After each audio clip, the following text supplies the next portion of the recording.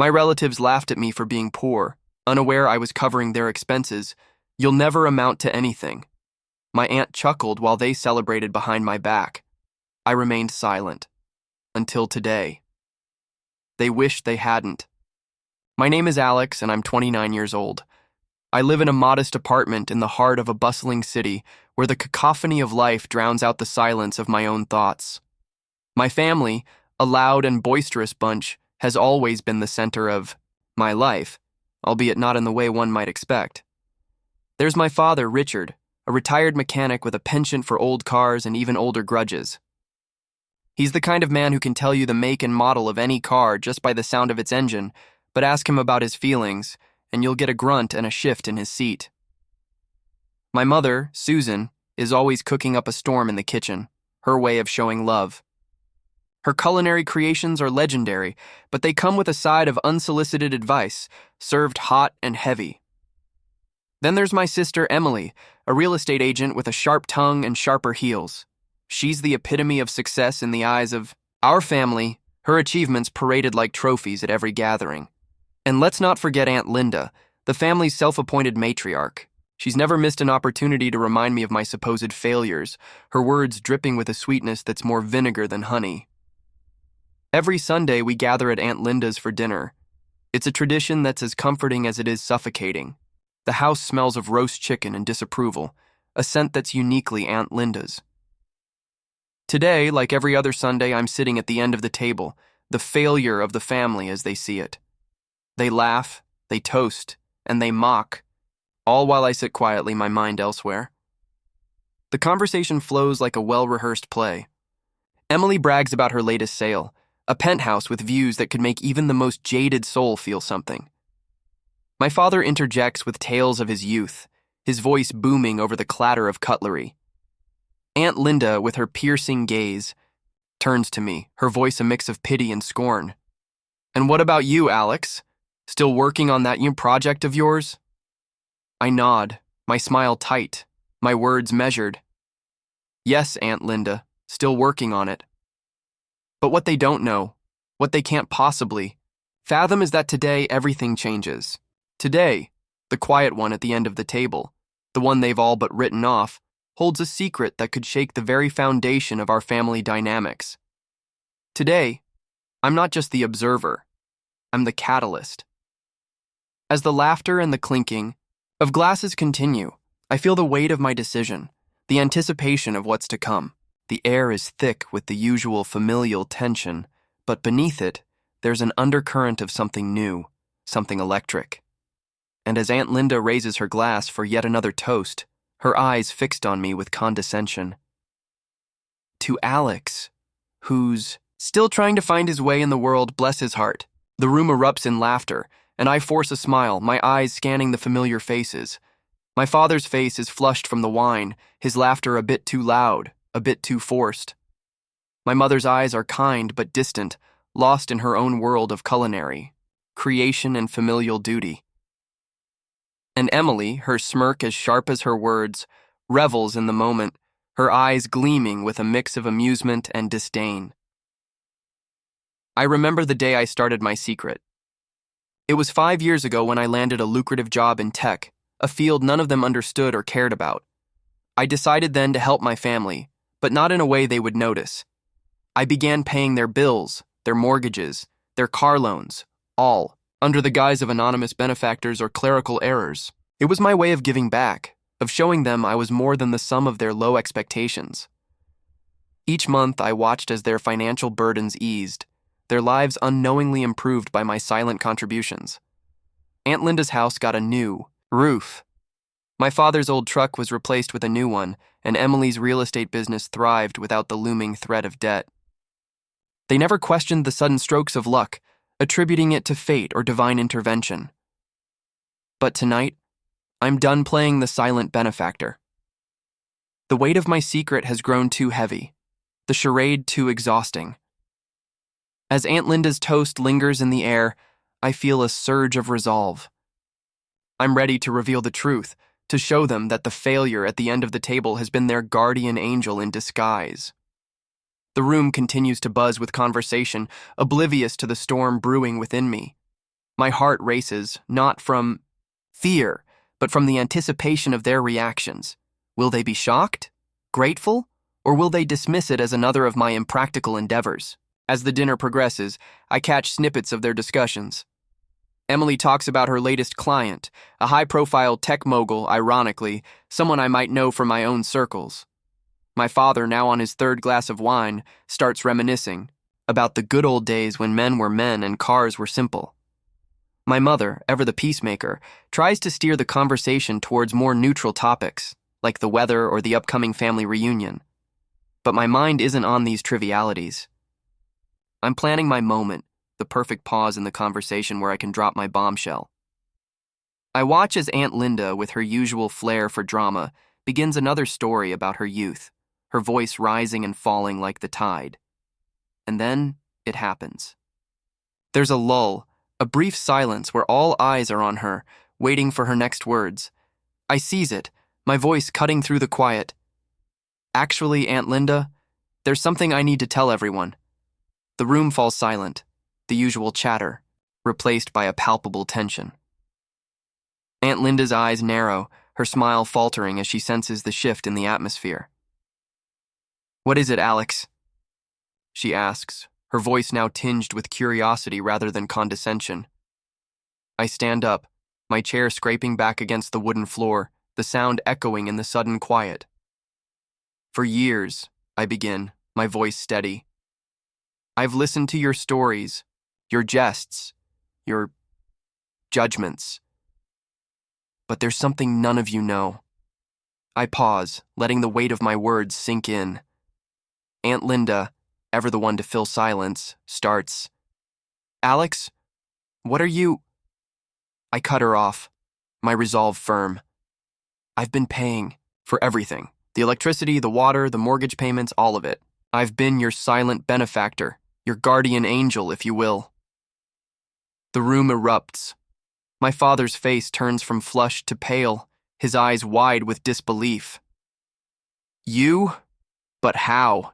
he stammers, his voice a mix of confusion and something akin to awe. Emily, her usual composure shaken, looks at me with a mix of shock and skepticism. "Alex, this is some kind of prank, right? You can't be serious." I pull out my phone, showing them the app where I've managed all the payments. "I'm very serious. Here, look." I pass the phone around, the screen lighting up faces with the undeniable truth of bank statements and payment confirmations. My mother, her hands clasped over her mouth, tears welling in her eyes, whispers, "All this time. Alex, why?" "Because," I say, my voice softening, "I wanted to help. I wanted to show you that I could be more than what you all thought of me. But it's time for this to stop. I've canceled all the automatic payments." The next morning, the first call comes from Emily. "Alex, did you hear? Our electricity was cut off last night. What's going on?" Her voice is a mix of confusion and panic, the reality of the situation setting in. Then, my father calls, his voice gruff. "The bank says there's an issue with the mortgage payment. Do you know anything about this?" I take a deep breath, the moment I've been waiting for now at hand. "Yes, I do. I've stopped the payments. It's time for you all to understand the power I've held all along. The power to change your lives, to support you, even if you didn't know it." The silence on the other end of the line is heavy, loaded with the realization of their dependency on my silent generosity. And that's when I realized the power I've held all along was about to reveal itself. Not just in the financial support I provided, but in the way I've shaped their lives, their comfort, their very existence without them ever knowing. It was a power not of money, but of influence, of silent strength. And now it was time for them to see me, truly see me, not as the failure at the end of the table, but as the one who held their world together, even if just for a moment. The bye-tea calls keep coming. Aunt Linda, her voice shrill. "Alex, what have you done? The water's off and the bank is calling about the house." I listen, my heart pounding with a mix of guilt and satisfaction. I invite them all over to my place, under the pretense of sorting out the mess. They arrive, a mix of confusion and anger on their faces, I sit them down in my living room, which, unlike their homes, is paid for and free of financial strain. "I have something to tell you," I begin, my voice steady. The room is silent, the tension palpable. My father's eyes are wide, his hands gripping the armrests of the chair. Emily's lips are pressed into a thin line, her usual poise replaced by a visible unease. Aunt Linda, ever the skeptic, sits with her arms crossed, her gaze sharp and probing. "I've been the one supporting you all," I say, the words hanging in the air like a thick fog. "For years I've paid your bills, your mortgages, your car loans.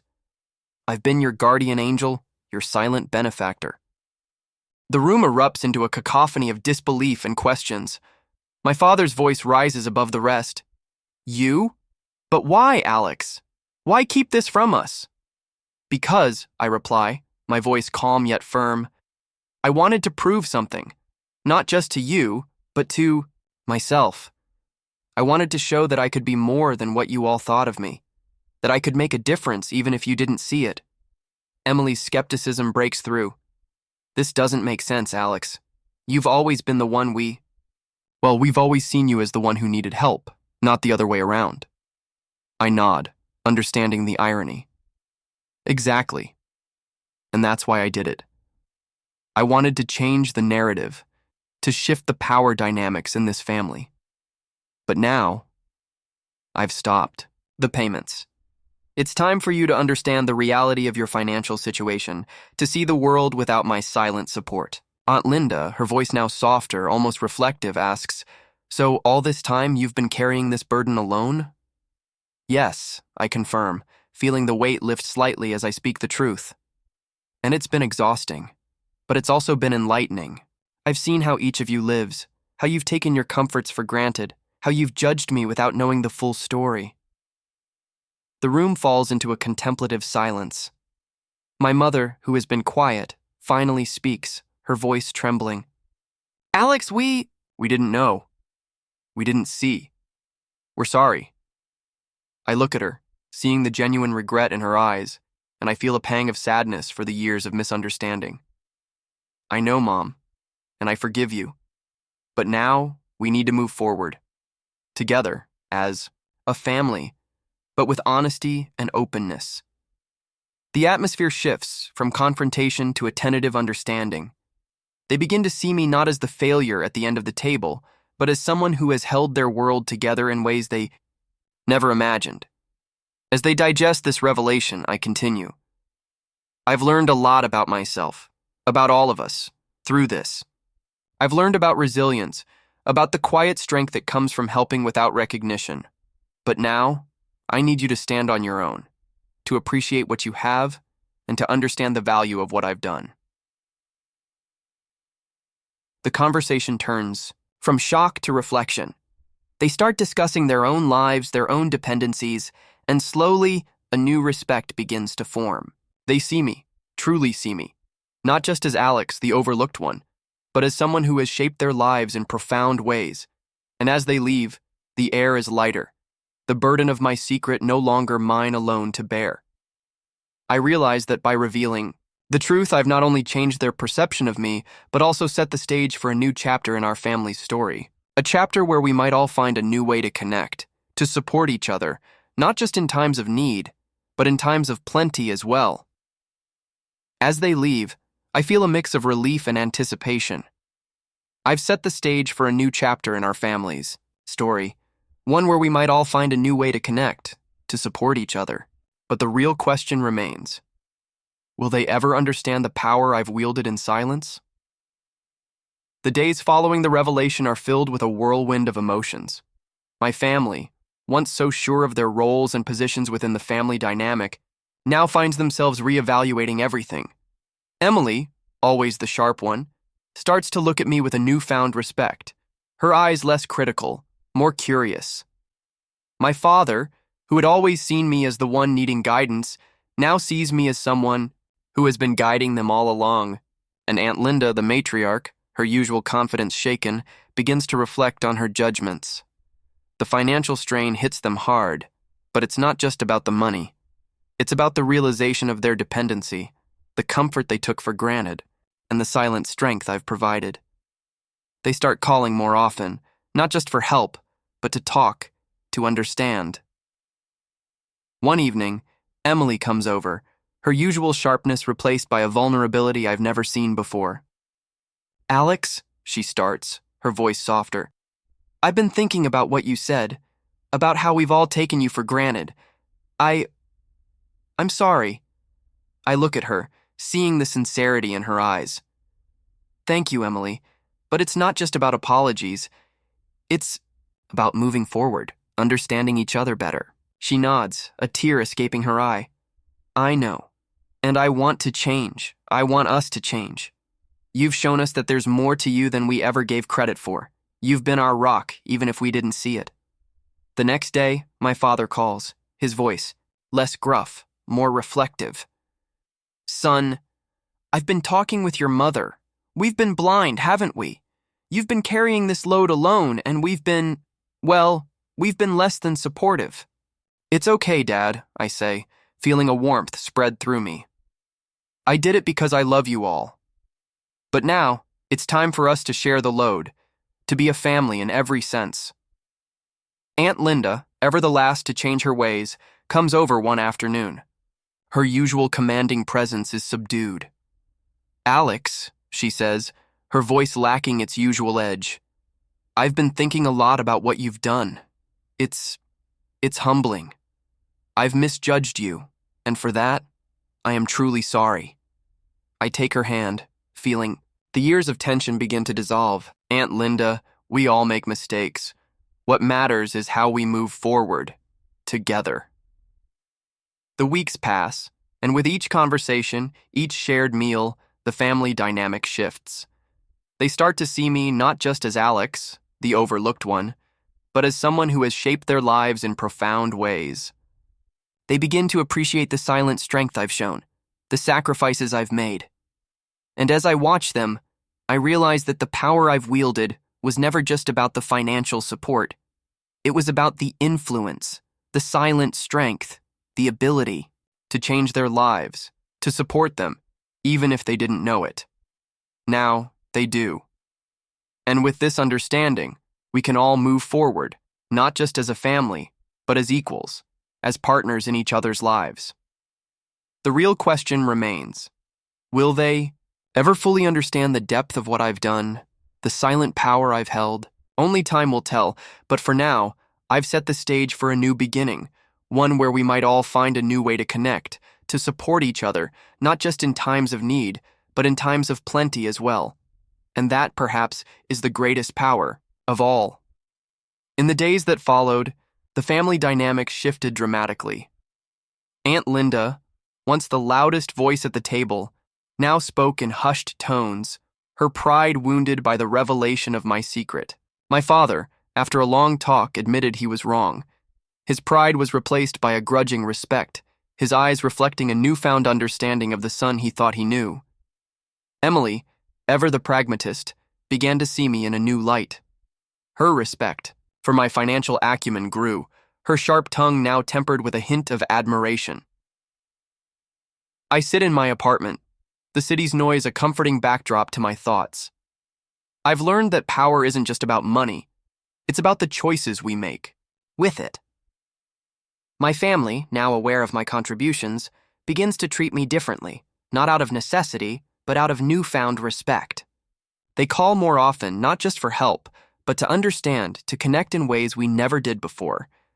As for me, I've decided to use my resources differently. I invest in my own dreams, support causes I believe in, and occasionally help my family, but this time openly and on my terms. The days of silent benevolence are behind me. Now, I seek transparency, a mutual understanding that our relationship is not just about financial support, but about genuine care and respect. The shift in our family dynamic is palpable. Aunt Linda, once so sure of her judgments, now listens, more than she speaks, her words carrying a weight of reflection rather than condemnation. My father, his gruff exterior softening, shares stories not just of his youth, but of his hopes for the future, a future where he sees me not as the one needing guidance, but as someone who has been guiding them all along. Emily, her business acumen still sharp, now discusses her plans with me, seeking advice, acknowledging my insights. And so, as I sit here, the city's pulse echoing through my walls, I wonder, what will they do next time they need help? Will they ask, or will they learn to stand on their own? The power I've wielded in silence has now been revealed, and with it, a new chapter in our family's story has begun. A chapter where we might all find a new way to connect, to support each other, not just in times of need, but in times of plenty as well. This revelation has not just changed their perception of me, but it has also set the stage for a deeper, more honest relationship. The silent strength I've shown, the sacrifices I've made, are now recognized, and with this recognition comes a responsibility for all of us to grow, to evolve, to truly be a family. The real question remains, will they ever fully understand the depth of what I've done, the silent power I've held? Only time will tell, but for now, I've set the stage for a new beginning, one where we might all find a new way to connect, to support each other, not just in times of need, but in times of plenty as well. And that, perhaps, is the greatest power of all. Don't forget to subscribe, like, and comment if you enjoyed this story. This will help us create more engaging stories for you.